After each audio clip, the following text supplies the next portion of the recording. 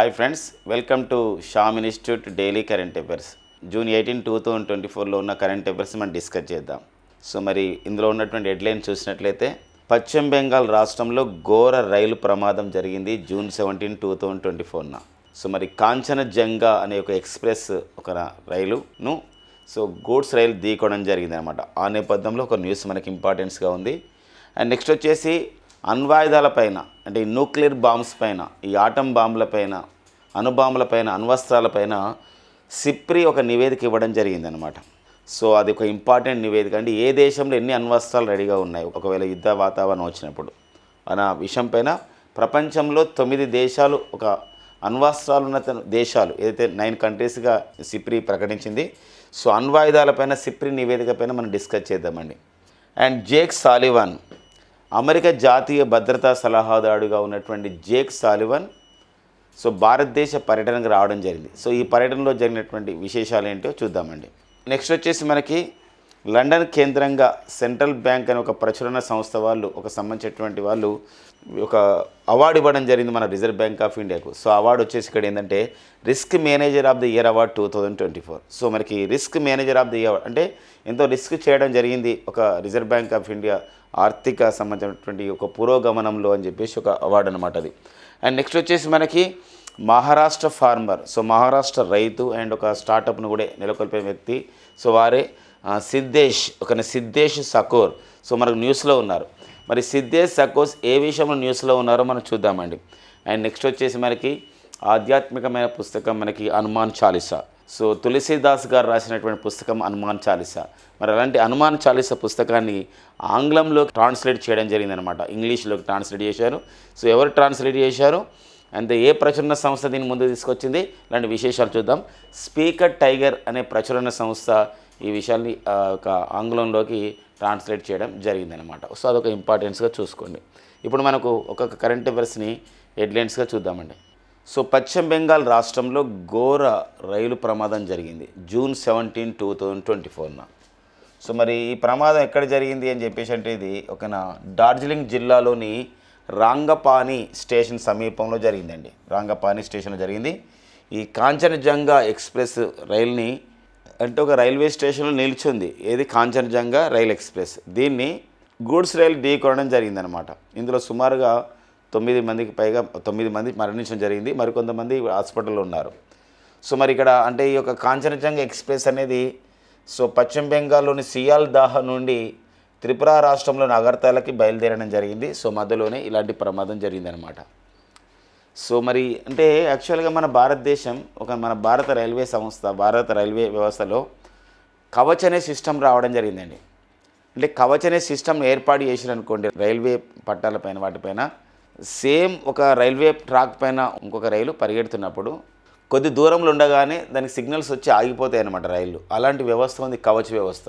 So మరి కవచ్ అనే వ్యవస్థ ఒక రక్షణ వ్యవస్థ ఉన్నప్పటికీ కూడా, సో మరి అంటే ఇక్కడ ఈ ప్రాంతంలో మన దేశంలో ఏర్పాటు చేసినప్పటికీ కూడా కొన్ని ప్రాంతాలు ఇంకా రాలేదు. అంటే కొన్ని కిలోమీటర్ల మేర మాత్రమే కవచ్ వ్యవస్థ ఉందన్నమాట. దాని ద్వారా ఈ యొక్క ప్రమాదాన్ని ఆపలేకపోయారని చెప్పేసి ఉంది. కాబట్టి వెంటనే దేశవ్యాప్తంగా రైల్వే ట్రాక్స్ పైన కవచ్ వ్యవస్థను ఏర్పాటు చేయాలి అని చెప్పేసి ఇక్కడ ఒక సంబంధించినటువంటి విశ్లేషకులు భావిస్తున్నారు అనమాట. కాబట్టి ఒక్కోసారి అడుగుతాడు కవచ్ వ్యవస్థ దేనికి సంబంధించింది రైల్వేలు అంటే, రైల్వేలు ఒకే ట్రాక్ పైన ఒక 2-3 రైళ్ళు ఇట్లా వెళ్తున్నప్పుడు ఆ రైలు మధ్య డిస్టెన్స్ మెయింటైన్ చేస్తూ ప్రమాదం జరగకుండా కాపాడే ఒక వ్యవస్థనే ఇక్కడ కవచ్ వ్యవస్థ అనమాట. ఇది రక్షణ వ్యవస్థ. సో మనకైతే ప్రమాదం జరిగిన ప్రాంతం కానీ అవన్నీ కూడా చూసుకోవాల్సిన అవసరం ఉందండి. సో ఈ రైల్వే గురించి మాట్లాడుతున్నాం కాబట్టి, సో కేంద్ర రైల్వే శాఖ మంత్రిగా ఎవరు పనిచేస్తున్నారు ప్రజెంటు? సో మరి కేంద్ర రైల్వే శాఖ మంత్రిగా అంటే అశ్విని వైష్ణవ్ అండి. సో అశ్విని వైష్ణవ్ గారు మరి కేంద్ర రైల్వే శాఖ మంత్రిగా పనిచేస్తున్నారు. అండ్ నెక్స్ట్ వచ్చేసి కేంద్ర రైల్వే బోర్డు ఉంటుంది. మరి కేంద్ర రైల్వే బోర్డుకి చైర్మన్గా ఎవరు పనిచేస్తున్నారు? కేంద్ర రైల్వే బోర్డుకి చైర్మన్ అండ్ చీఫ్ ఎగ్జిక్యూటివ్ ఆఫీసర్గా పనిచేస్తున్న వారు వచ్చేసి జయవర్మ సిన్హా అండి. జయవర్మ సిన్హా మనకు ఒక ఇంపార్టెంట్ అనమాట. ఎందుకోసం అంటే కేంద్ర రైల్వే బోర్డుకి చైర్మన్గా, చీఫ్ ఎగ్జిక్యూటివ్ ఆఫీసర్గా నియమితులైన తొలి మహిళ, ఫస్ట్ ఉమెన్ ఎవరంటే జయవర్మ సిన్హా అనమాట. సో ఆ నేపథ్యాన్ని మనం గుర్తుపెట్టుకోవాల్సిన అవసరం మనకు ఉంటుందండి. ఇదేంటి మనకి పశ్చిమ బెంగాల్లో ఘోర రైలు ప్రమాదం పైన ఉన్నటువంటి ఇన్ఫర్మేషన్. అండ్ నెక్స్ట్ చూద్దాం. అణ్వాయుధాలపైన సిప్రి సంస్థ ఇచ్చిన నివేదిక. సిప్రి ఇయర్ బుక్ 2024 పేరుతో ఒక నివేదిక విడుదల చేయడం జరిగింది. ప్రపంచంలో అణ్వాయుధాలు ఉన్నటువంటి దేశాలపైన పరిస్థితి పైన. సిప్రి అంటారండి, సిప్రి అనే సంస్థ అండి. సిప్రి అనే సంస్థ సిప్రి అనే సంస్థ మరి ఏంటంటే వివిధ దేశాల్లో ఒక మిలిటరీ వ్యయం పైన, అంటే ఇక్కడ ఒక సైనిక వ్యయం పైన కానివ్వండి, లేదా ఈ యొక్క ఆయుధాలు ఆర్ముడ్ అంటాం, ఈ దిగుమతి చేసుకోవడం కానీ ఎగుమతి చేసుకోవడం కానీ ఇలాంటి విషయాలపైన అధ్యయనం చేసి ఇస్తుంది నివేదిక సిప్రి సంస్థ. ఈసారి విభిన్నంగా కొంచెం సిప్రి ఇయర్ బుక్ 2024లో సిప్రి సంస్థ అణ్వాయుధాలపైన నివేదిక అనేది ఇవ్వడం జరిగింది. సో ఏ దేశాల్లో ఎన్ని అణ్వాయుధాలు ఉన్నాయని చెప్పేసి. మరి సిప్రి అంటే అబ్రివేషన్ చూద్దామండి. స్టాక్హోమ్ ఇంటర్నేషనల్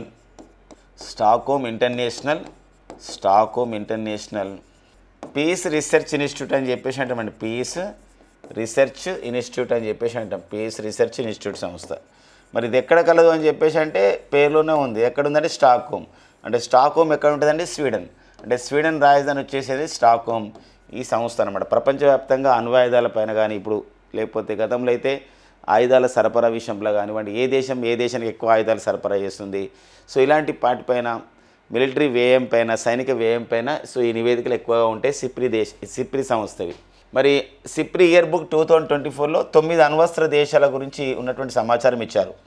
మరి 9 అణ్వస్త్ర దేశాలు అంటే 2024 జనవరి నాటికి ప్రపంచవ్యాప్తంగా 12,121 అణ్వస్త్రాలు ఉన్నాయి, అణ్వాయుధాలు ఉన్నాయి, అణుబాంబులు ఉన్నాయి అని చెప్పేసి సో ఇక్కడ సిప్రి నివేదిక అండి. 12,121 అణ్వస్త్రాలు.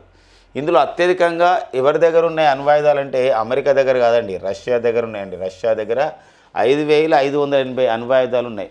అవి మిజైల్ పైన దాడి చేయొచ్చు, లేకపోతే ఒక యుద్ధ విమానాల ద్వారా కూడా వాటిని డ్రాప్ చేయడానికి ఉంటుంది అనమాట, వేయడానికి ఉంటుంది వేరే దేశం పైన.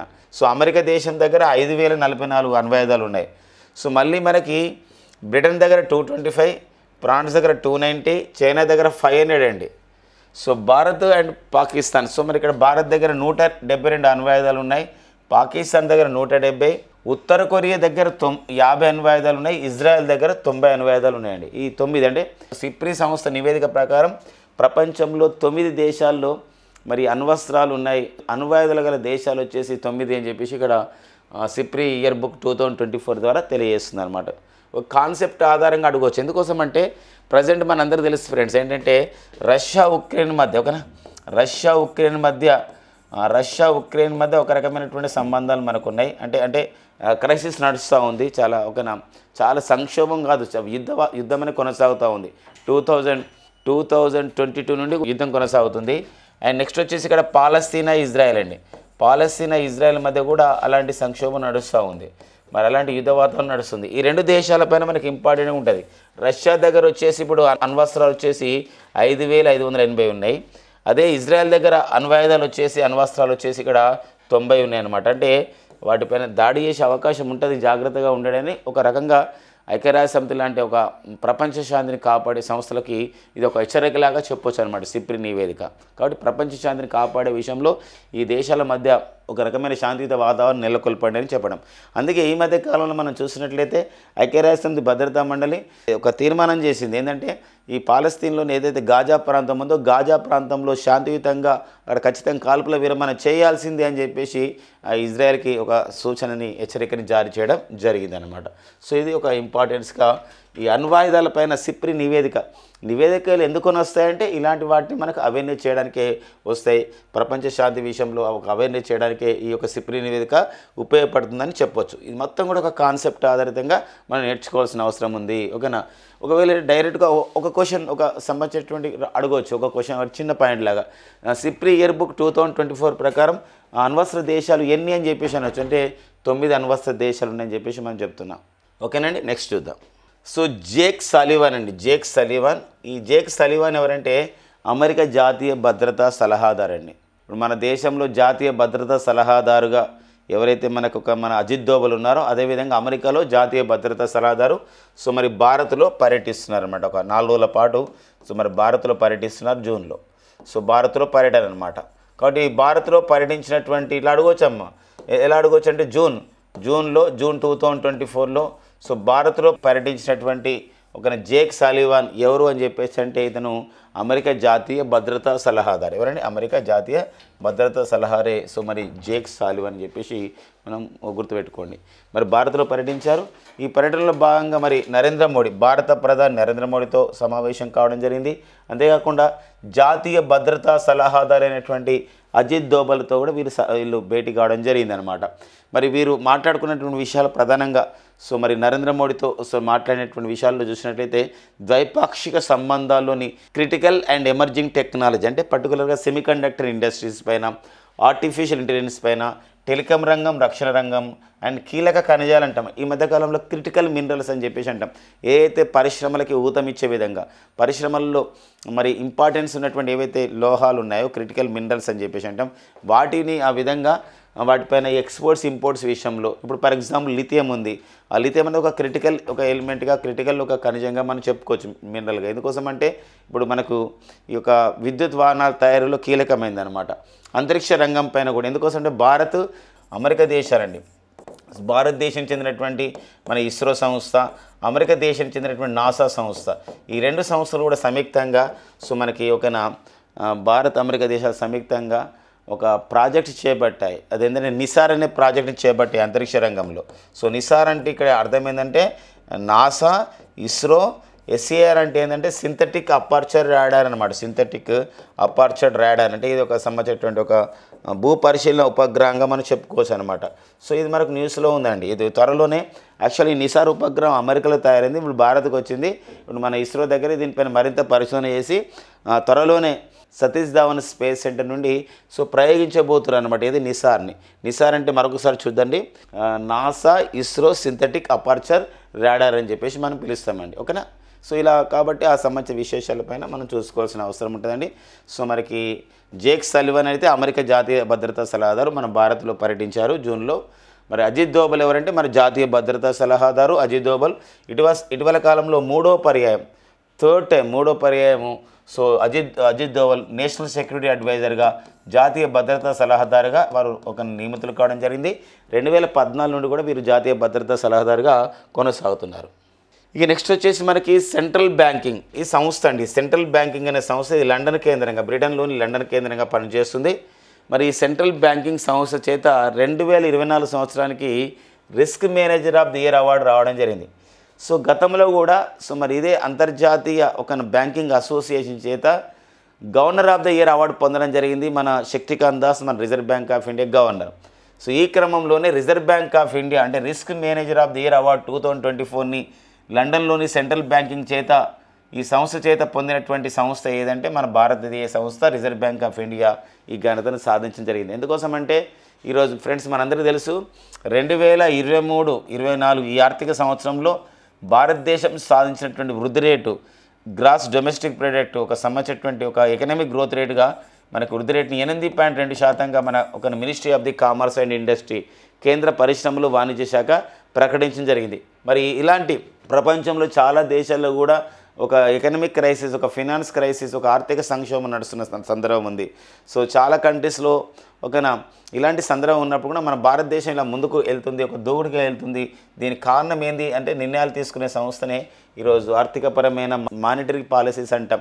అంటే ద్రవ్య పరపతి విధానాలను తీసుకొస్తూ సమర్థవంతమైన నాయకత్వాన్ని అందిస్తుంది ఆర్థిక విషయాలని చెప్పేసి risk manager of the year award 2024కి ఎవరికి ఇవ్వడం జరిగిందంటే RBIకి ఇవ్వడం జరిగింది, రిజర్వ్ బ్యాంక్ ఆఫ్ ఇండియాకి ఈ అవార్డు అనేది ఇవ్వడం జరిగిందండి. మరి రిజర్వ్ బ్యాంక్ ఆఫ్ ఇండియా అనేది 1935 ఏప్రిల్ 1న ఏర్పాటు చేయబడేటువంటి సంస్థ రిజర్వ్ బ్యాంక్ ఆఫ్ ఇండియా. మరి రిజర్వ్ బ్యాంక్ ఆఫ్ ఇండియాకి తొలి గవర్నర్గా పనిచేసిన వారు ఆంగ్లేయుడైనటువంటి ఏఓ స్మిత్ కాగా రిజర్వ్ బ్యాంక్ ఆఫ్ ఇండియా గవర్నర్గా పనిచేసినటువంటి తొలి భారతీయుడు ఎవరండి, సిడి దేశ్ముఖ్ అండి.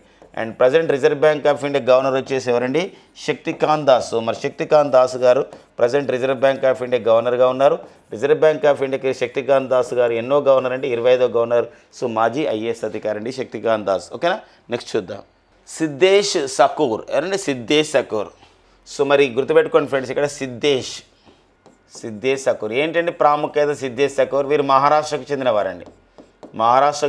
సిద్ధేష్ సకూర్ ఒక మహారాష్ట్ర రైతు. ఒక చిన్న వయసులోనే ఈ ఫార్మింగ్లో ఎంతో ఇంట్రెస్ట్గా చేస్తూ ఒక అత్యున్నతమైనటువంటి ఒక అవార్డు రావడం జరిగింది. ఏంటి అవార్డు అంటే ఇక్కడ మరి Siddhesh Sakore Maharashtra farmer land hero by UNCCD అనే ఒక పురస్కారం ఇవ్వడం జరిగిందండి. Land hero by UNCCD. So UNCCD అనేది ఇక్కడ మనకి ఏంటంటే యుఎన్సిసిడి అనే సంస్థ ఇది బాన్ కేంద్రంగా జర్మనీలోని బాన్ కేంద్రంగా పనిచేస్తున్నటువంటి సంస్థ యుఎన్సిసిడి. అంటే ఇక్కడ ఒక ఎడారి వ్యతిరేకరణ అంటే ఎడారి కాకుండా డ్రాట్స్ కాకుండా డ్రాట్ ఏరియాస్ కాకుండా అంటే కరువు పీడిత ప్రాంతాలు కాకుండా భూగర్భ జలాలను పెంచడం కానివ్వండి ఒక నేల సారవంతంలో కృషి చేయడం కానీ అలాంటి వాళ్లకు యుఎన్సిసిడి ఎలాంటి అవార్డు ఇస్తుంది. సో మరి వీరు ఒక మహారాష్ట్రకు చెందినటువంటి Siddhesh Sakore Agro Rangers Agro Rangers అనే సంస్థ నెలకొల్పారు. సో ఆగ్రో రేంజర్స్ అనే సంస్థ నెలకొల్పడం ద్వారా మరి వీరు వ్యవసాయ రంగాన్ని కృషి చేస్తున్నారు. వ్యవసాయంలో వ్యవసాయం చేసి దిగుబడి సాధించడమే కాదు నేల సారవంతాన్ని కానివ్వండి భూగర్భ జలాలు పెంపుకొని కృషి చేస్తున్నారు. సో ఇలాంటి నేపథ్యంలో మరి యునైటెడ్ నేషన్స్ వాళ్ళు సో మరి land hero by the UNCCD అనే అవార్డుని ల్యాండ్ హీరో అనే అవార్డుని ఇవ్వడం జరిగింది అనమాట. ఎవరికి? సిద్ధేష్ సకోర్కి. మరి యుఎన్సిసిడి అంటే ఏంటంటాడు? యుఎన్సిసిడి అంటే ఇక్కడ United nations convention to the combat desertification అని చెప్పేసి అంటామండి. అంటే ఐక్యరాజ్య సమితి ఎడారి వ్యతిరేకరణ సదస్సు అంటాం. అంటే ఎడారి కాకుండా సంబంధించినటువంటి భూమిని కాపాడుకునే విధంగా ఒక సారవంతమైన భూమిని ఆ విధంగా ఏర్పాటు చేసుకునే విధంగా ఇది మనకి ఒక ఒప్పందం ద్వారా అంతర్జాతీయ ఒప్పందం ద్వారా ఏర్పాటు చేయబడింది మరి యుఎన్సిసిడి. అంతేకాదు ప్రతి సంవత్సరం కూడా యుఎన్సిసిడి చేత 1994 నుండి ఈ జూన్ 17 మనం international day of the combat desertification and drought అని చెప్పేసి ఒక దినోత్సవాన్ని కూడా మనం జరుపుకుంటున్నాం. సార్ దాని ఉతూర్తం పైన కూడా డిస్కస్ చేద్దాం ఇదే సెషన్లో. ఓకేనండి. మన క్వశ్చన్ వచ్చే విధానం ఏంటంటే యుఎన్సిసిడి చేత ల్యాండ్ హీరో అనే అవార్డుని ఎవరికి ఇవ్వడం జరిగిందంటే సిద్ధేష్ సకోర్కి ఇవ్వడం జరిగింది. అండ్ నెక్స్ట్ వచ్చేసి మరి ఇతను ఏ రాష్ట్రానికి చెందిన రైతు? మహారాష్ట్ర. సో వీరు స్థాపించినటువంటి సంస్థ ఏదంటే ఆగ్రో రేంజర్స్ అనమాట. ఓకేనండి. నెక్స్ట్ చూద్దాం. సో ఇక నెక్స్ట్ వచ్చేసి మనకి ఇంతపై డిస్కస్ చేసినాం కదా world day to the combat desertification and drought. అంటే ప్రపంచవ్యాప్తంగా మనం చూసినట్లయితే combat desertification and drought. Combat అంటే పోరాటం చేయడం, అంటే డెజర్టిఫికేషన్ అంటే ఎడారి కావడం, ఎడారి కాకుండా పోరాటం చేయాలి, కంబాట్ చేయాలి. అండ్ నెక్స్ట్ వచ్చేసి డ్రాట్ కండిషన్స్ అంటే తీవ్రమైన నీటి ఎద్దడి కానివ్వండి. సో ఇలాంటి పరిస్థితులు రాకుండా పోరాటం చేయాలి అని చెప్పడమే ఈ యొక్క డే యొక్క ఉద్దేశం. 1994 నుండి అంటే 1994 సంవత్సరం నుండి ఈ దినోత్సవం జరుపుకుంటున్నారు. ఈ దినోత్సవం ఈసారి జరుపుకోవడం ఎన్నోసారి ఈ దినోత్సవం జరుపుకుంటున్నారంటే ఈసారి 30వసారి దినోత్సవం జరుపుకుంటున్నారు అనమాట. కాబట్టి ఇంపార్టెంట్గా ఉంటుంది. మరి ఈసారి థీమ్ ఏమి ఇచ్చారు అంటే ఈ యొక్క world day to the combat desertification and drought, ప్రపంచ ఎడారి మరియు కరువు వ్యతిరేక దినోత్సవానికి ఎలాంటి లేదా పోరాట దినోత్సవానికి ఎలాంటి ఇతివృత్తం ఇవ్వడం జరిగిందంటే ఇక్కడ united for land our legacy our future. అంటే యునైటెడ్ ఫర్ ల్యాండ్ అంటే మనం ల్యాండ్ని ప్రొటెక్ట్ చేసే విషయంలో యునైటెడ్గా అయిదాం. అవర్ లెగసీ అంటే గతంలో మన భూమి వాతావరణం ఎలా ఉండింది దానిపైన మనం చూసుకోవాలి, మన భవిష్యత్తు ఏంది అని చెప్పేసి ఇక్కడ సంబంధించిన విషయం అనమాట. ఇది united for land our legacy our future అని చెప్పేసి ఒక ఇతివృత్తంతో నిర్వహించుకోవడం జరిగింది. మనం ఇంతపై డిస్కస్ చేశాం. మరి యుఎన్సిసిడి అనే సంస్థను ఎక్కడ నెలకొల్పడం జరిగింది అంటే ఇది జర్మనీలోని బాన్ అనే ప్రాంతంలో నెలకొల్పడం జరిగిందనమాట. సో ఇది ఒక ఇంపార్టెన్స్గా డేగా మనం చూసుకోవాల్సిన అవసరం ఉంటుందండి. ఓకేనా. నెక్స్ట్ చూద్దాం. ఈ నెక్స్ట్ వచ్చేసి ఒక ఆధ్యాత్మికమైన విషయం అంటే ఒక స్పిరిచువల్ విషయం. ఇలాంటి కూడా అంటే ఇలాంటి బుక్స్ పైన కూడా అడుగుతాడు, ఇలాంటి ఎవరు ట్రాన్స్లేట్ చేసి కూడా అడిగే అవకాశం ఉన్నటువంటి అంశం. సో మరి ఒక ప్రముఖ రచయిత అయినటువంటి విక్రమ్ సేత్ అండి. ప్రముఖ రచయిత ఎవరంటే విక్రమ్ సేత్. సో మరి విక్రమ్ సేత్ ఒక విక్రమ్ సేత్ ఎన్నో ఇంగ్లీష్ నవలలు కూడా ఎన్నో పోయిట్స్ కూడా పోయిటిక్గా ఎంతో పేర్కొనడం జరిగింది. ఎన్నో నవలలు కూడా రాయడం జరిగింది. పర్టికులర్గా వీరు రాసిన నవలలు చాలా పేరు ప్రఖ్యాతులు సాధించాయి. సో మరి విక్రమ్ సేత్ గారు మరి ఆంగ్ల రచయిత. వీరు హనుమాన్ చాలీసా తులసీదాస్ 16వ శతాబ్దంలో రచించినటువంటి హనుమాన్ చాలీసా సుమారు 40 పద్యాలు ఉన్నటువంటి హనుమాన్ చాలీసా. ఈ హనుమాన్ చాలీసా పుస్తకం జనరల్గా అవధి భాషలో ఉంది. అంటే ఉత్తరప్రదేశ్లో మాట్లాడే హిందీని మనం అవధి భాష అని చెప్పేసి అంటాం. ఎందుకోసం అంటే అక్కడ అవధ్ అంటే మనకి ఇక్కడ అయోధ్య అనే ప్రాంతం ఉంది కాబట్టి దాని అయోధ్య యొక్క పాత పేరు వచ్చేసి అవధ్ అని చెప్పేసి అంటాం. మరి ఇక తర్వాత హిందీ భాషలు అంటే దేవనాగరి లిపిలో రాస్తారు, తర్వాత రోమన్ లిపిలో కూడా సో ఈ యొక్క హనుమాన్ చాలీసా ఉంది. ప్రజెంట్ మరి ఇంగ్లీష్లో కూడా దీన్ని అనువదించడం జరిగింది. ఎవరు అనువదించారంటే అనువదించిన వారి వ్యక్తి ఎవరంటే విక్రమ్ సేత్ అండి.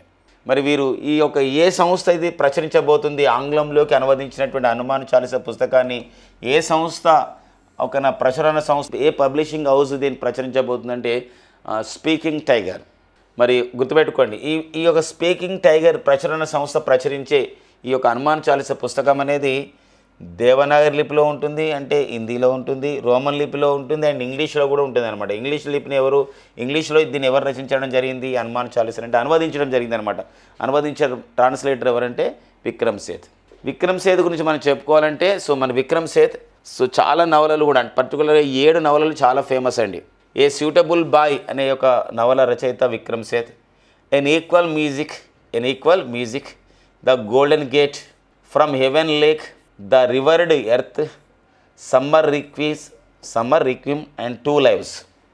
మనకి ఇది ఒక ఇంపార్టెంట్గా ఈ 7 బుక్స్ కూడా విక్రమ్ సేథ్ రచించడం జరిగిందండి.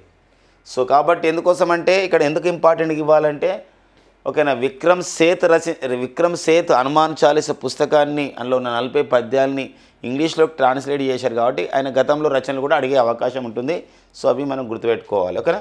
ఈ నెక్స్ట్ కరెంట్ అఫైర్ చూద్దామండి. నెక్స్ట్ వచ్చేసి మనకి ఇక్కడ జైమెక్స్ అని చెప్పేసి అంటాం, లేదా జిమెక్స్ అని చెప్పేసి అంటాం. జైమెక్స్ లేదా జిమెక్స్ అని చెప్పేసి అంటామండి. జపాన్ ఇండియా మెరైన్ ఎక్సర్సైజ్ అని చెప్పేసి అంటాం, లేదా మ్యారిటైమ్ ఎక్సర్సైజ్ అంటాం. జపాన్ ఇండియా మ్యారిటైమ్ ఎక్సర్సైజ్ అండి. జపాన్ ఇండియా మ్యారిటైమ్ ఎక్సర్సైజ్ అని చెప్పేసి అంటాం. ఇది మనకి 2012 నిర్వహిస్తున్నారు ఈ యొక్క సంబంధించిన విన్యాసాలు. మ్యారిటైమ్ అంటే ఏ విన్యాసాలు తెలుసండి? నావికా విన్యాసాలు, లేదండి నావికా విన్యాసాలు. అయితే మరి ఈసారి 2024 సంవత్సరానికి ఇప్పుడు ఈ జూన్లో ఈ యొక్క జిమెక్స్ విన్యాసాలు అనేది 2012 నుండి కౌంట్ చేస్తే ఈసారి ఎన్నవ జిమెక్స్ విన్యాసాలు అంటే ఈసారి 8వ జిమెక్స్ విన్యాసాలు, లేదా జైమెక్స్ విన్యాసాలు కూడా అంటాం. మరి ఈ యొక్క జిమెక్స్ విన్యాసాలు లేదా జైమెక్స్ విన్యాసాలు 2012 నుండి నిర్వహిస్తున్నారు. ఈసారి జపాన్ నిర్వహిస్తుంది. జపాన్లోని ఏ ప్రాంతం నిర్వహిస్తున్నారంటే యొకసుకా అనే ప్రాంతంలో ఈ యొక్క సంబంధించినటువంటి విన్యాసాలు నిర్వహిస్తున్నారు. పర్టికులర్గా ఈ పసిఫిక్ సముద్రంలో, ఇండో పసిఫిక్ ప్రాంతంలో చైనా యొక్క ఆధిపత్యాన్ని నిరసించడం అనే ప్రధానమైన ఉద్దేశం ఉంది. వ్యతిరేకించాలి చైనా యొక్క ఆధిపత్యాన్ని అనే నేపథ్యాన్ని కూడా ఈసారి చేయడం జరిగింది. Harbour phase and sea phase అంటే సీలో, సముద్రం లోపల అండ్ సముద్రం తీర ప్రాంతాలు కూడా జరిగే ఒక విన్యాసంగా చెప్పవచ్చు అనమాట.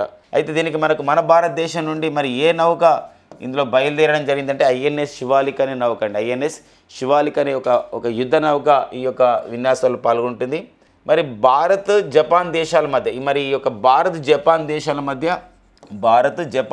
మధ్య మనకి మొత్తము ఇట్లా 3 రకాల విన్యాసాలు ఉంటాయి. అంటే ట్రై సర్వీసెస్ విన్యాసాలు ఉంటాయి. ట్రై సర్వీస్ అంటే ఇక్కడ ఆర్మీ, అండ్ నెక్స్ట్ వచ్చేసి ఎయిర్ ఫోర్స్, నెక్స్ట్ వచ్చేసి ఏంటంటే ఇక్కడ నావికా విన్యాసాలు అండి, నావల్ విన్యాసాలు. అయితే ఇప్పుడు జైమెక్స్ అని అంటే చూడండి, జపాన్ ఇండియా పాల్గొంటున్నటువంటి నావికా విన్యాసాలు.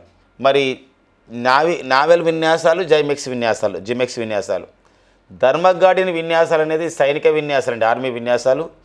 షిన్యూ మైత్రి అనేది ఏంటంటే వైమానిక విన్యాసాలు. ఏ దేశాల మధ్య? భారత్ జపాన్ మధ్య. వీటితో పాటుగా వైమానిక విన్యాసాలు ఇంకోటి కూడా ఉంటుంది, వీర్ గార్డియన్. గతంలో జరిగిందండి మనకి వీర్ గార్డియన్ 2022లో జపాన్లో జరిగింది. ఈ వీర్ గార్డియన్ విన్యాసాల్లో కూడా భారత్ జపాన్ దేశాలు ఒక వైమానిక విన్యాసాలు జరుపుతాయి. ఈ 4టిని మనం గుర్తుపెట్టుకోవాల్సిన అవసరం మనకు ఉంటుంది. ఓకేనండి. ఇది మనకి విన్యాసాల్లో ఉన్న విషయం అండి. ఓకేనా. నిన్ననే మనం డిస్కస్ చేసాం రెడ్ ఫ్లాగ్ విన్యాసాలు. అమెరికా దేశం నిర్వహించినటువంటి విన్యాసాలు, రెడ్ ఫ్లాగ్ విన్యాసాలు మన భారత్ పాల్గొంది. అదేవిధంగా త్వరలోనే మన భారతదేశం ఆగస్టులో తరంగు శక్తి అనే పేరుతో ఒక వైమానిక విన్యాసాలు నిర్వహించబోతున్నారని మనం డిస్కస్ చేయడం జరిగింది. ప్రపంచ శాంతి చూసి 2024 అండి. ఒక institute of the economics and peace అనే సంస్థ ఈ నివేదిక ఇవ్వడం జరిగింది, గ్లోబల్ పీస్ ఇండెక్స్. మరి గ్లోబల్ పీస్ ఇండెక్స్ని ప్రపంచ శాంతి సూచి అండి, గ్లోబల్ పీస్ ఇండెక్స్ని ఎవరు విడుదల చేశారండి? ఐఈపీ అంటే ఇది ఆస్ట్రేలియా కేంద్రంగా పనిచేస్తున్న సంస్థ. Institute for economics and peace అని చెప్పేసి అంటామండి. ఎకనామిక్స్ అండ్ పీస్ అంటే ఆర్థిక విషయాలు ఉండాలి, ఎట్ ద సేమ్ టైం ఒక శాంతియుత వాతావరణం కూడా ఉండాలన్నమాట అనే సంస్థ ఈ యొక్క ప్రపంచ శాంతి సూచిని తయారు చేయడం జరిగింది. మొత్తం 163 దేశాలలో ఈ నివేదిక అధ్యయనం ఇస్తుందన్నమాట ర్యాంకుని.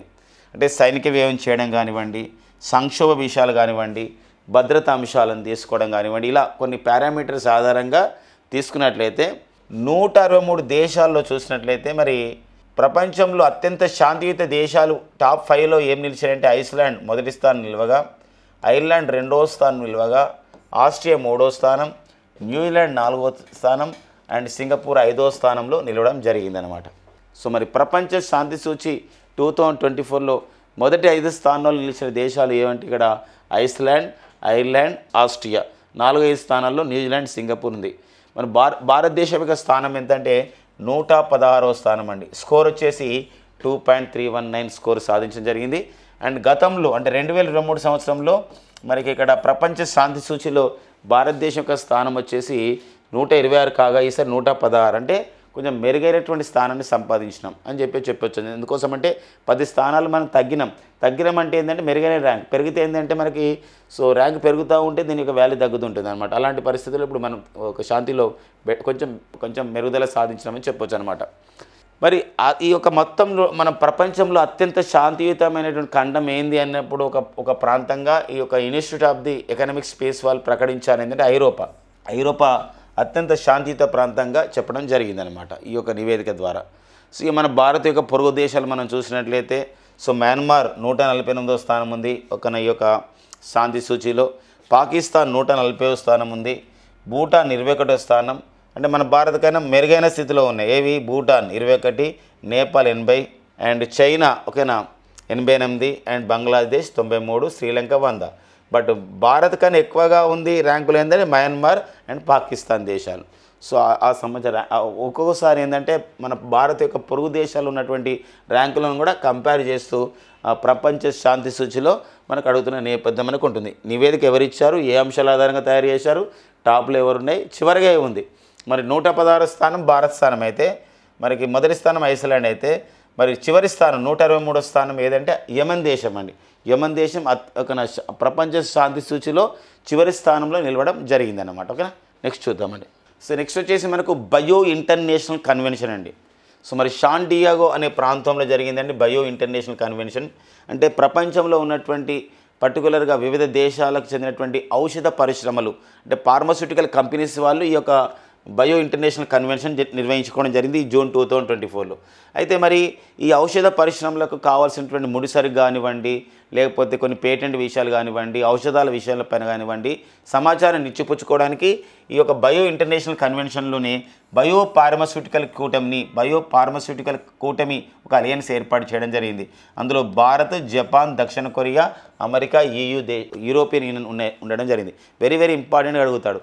ప్రపంచంలో ఔషధ పరిశ్రమలను కలిసి ఒక బయో ఫార్మాస్యూటికల్ కూటమి ఏర్పాటు చేస్తే ప్రారంభంలోనే వ్యవస్థాపకంగా ఫౌండింగ్ మెంబర్స్గా బయో ఫార్మాస్యూటికల్ కూటమిలో శాన్ డియాగోలో జరిగినటువంటి బయో ఇంటర్నేషనల్ కన్వెన్షన్లో జరిగినటువంటి ఈ కూటమిలో ఫౌండింగ్ మెంబర్స్గా ఏవి చేయాలని జరిగిందంటే భారత్ ఒకటి, జపాన్, దక్షిణ Korea, America and European union చేరడం జరిగిందనమాట. మిషన్ నిశ్చయ్ అనే కార్యక్రమం అండి. సో మరి పంజాబ్ రాష్ట్రం నిర్వహిస్తున్నారు మిషన్ నిశ్చయ్ కార్యక్రమం. మరి పంజాబ్లో ఉన్నటువంటి రాష్ట్ర పోలీసులు అండ్ సరిహద్దు భద్రతా దళం అంటే బార్డర్ సెక్యూరిటీ ఫోర్స్, సో వీరు అంతేకాకుండా పంజాబ్లో ఉన్నటువంటి గ్రామాల్లో ఉన్నటువంటి విలేజ్ డిఫెన్స్ కమిటీలు అంటారు వీడీసీ, వీళ్ళందరూ కూడా సంయుక్తంగా నిర్వహిస్తున్నారు. ఏ విషయం నిర్వహిస్తున్నారు ఈ పంజాబ్ రాష్ట్రంలో అంటే మిషన్ నిశ్చయ్ జూన్ 15 నుండి 21, 2024 పంజాబ్ మొత్తం కాదు, పంజాబ్లోని ఫజిల్కా అనే జిల్లాలో. ఈ ఫజిల్కా జిల్లా ప్రత్యేకత ఏంటంటే పాకిస్తాన్తో 108 కిలోమీటర్ల బార్డర్ ఉందన్నమాట. పాకిస్తాన్కి 108 కిలోమీటర్ల బార్డర్ ఉంది. మొత్తం పంజాబ్ రాష్ట్రానికి, మన భారతదేశం పంజాబ్ రాష్ట్రానికి పాకిస్తాన్కి అంటే పాకిస్తాన్ ఇక బార్డర్ ఎంత ఉంది పంజాబ్ రాష్ట్రానికి అంటే 553 కిలోమీటర్లు ఉంటే ఓన్లీ ఫజిల్కా రాష్ట్రానికి 108 కిలోమీటర్లు ఉంది.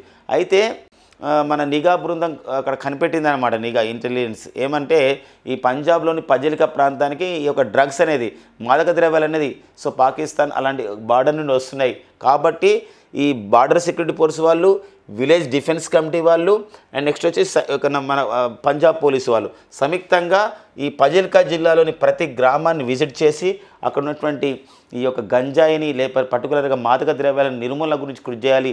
అవసరమైతే వాళ్ళని అరెస్ట్ చేయాలి. ఎవరైతే అలాంటి పని చేస్తున్నారో, మాదక ద్రవ్యాల వినియోగం చేస్తున్నారో, ఎవరైతే పంపిణీ చేస్తున్నారో, ఎవరైతే అమ్ముకుంటున్నారో అలాంటి వాళ్ళందరినీ కూడా చేయాలని చెప్పేసి ఒక కార్యక్రమం నిర్వహించుకోవడం జరిగింది. అదే మిషన్ నిశ్చయ్. ఇటీవల కాలంలో పంజాబ్ రాష్ట్రంలో మాదక ద్రవ్యాలని అరికట్టడానికి గురించి సో ఏ కార్యక్రమం ప్రారంభించారు, ఇందులో ఎవరు ఇన్వాల్వ్ అయ్యారు, ఏ సంబంధించిన ప్రాంతంలో చేశారు ఇంపార్టెంట్గా మనకు ఉంటుందండి. భారత ఫుట్బాల్ కోచ్ ఓకేనా స్టిమాక్ అండి, అతని పైన వేటు వేయడం జరిగింది. ఎందుకోసం అంటే ఇటీవల కాలంలో ఈ పిపా మ్యాచ్కి, అంటే మనం federation of the international football association అంటాం, సాకర్ కప్ అని చెప్పేసి అంటాం. సో ఈ సాకర్లో మరి క్వాలిఫైయింగ్ మ్యాచ్లో సో భారత్ యొక్క ప్రదర్శన తక్కువ ఉంది. భారత ప్రదర్శన తక్కువ కావడానికి కారణం ఏంటంటే ఈ ఫుట్బాల్ కోచ్ వారు చేసిన నిర్ణయాలు మన భారత టీం అనేది ముందుకు వెళ్ళడం లేదు.